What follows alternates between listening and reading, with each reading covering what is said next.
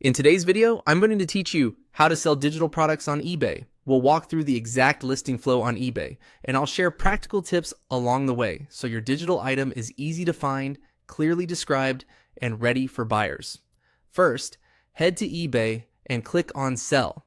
This opens the Selling Hub where you can manage listings and drafts. Next, click on Create Listing to start a new one.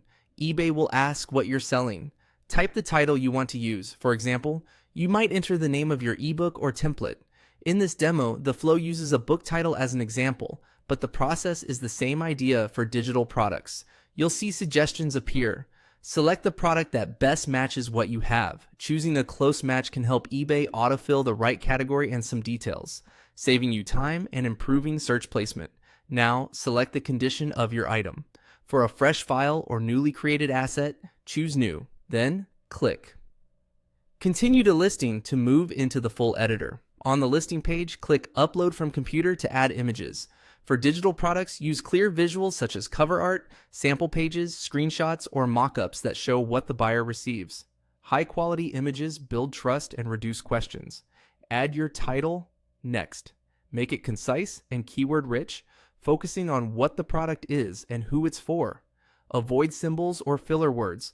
Lead with the main keywords buyers actually search for. Then add item specifics. Pick attributes that truly describe your product. Format, file type, language, compatible software, version, and any other relevant fields eBay offers. These specifics improve discoverability in filters and search. In the description, explain exactly what the buyer gets, the use case, compatibility or licensing notes, and how delivery works for your digital product. Be clear, honest, and detailed. If there are any usage limits or requirements, spell them out to prevent misunderstandings and returns. Next, add your item price. Consider recent comparable listings, your production quality, and perceived value. You can start at a target price and adjust later based on interest.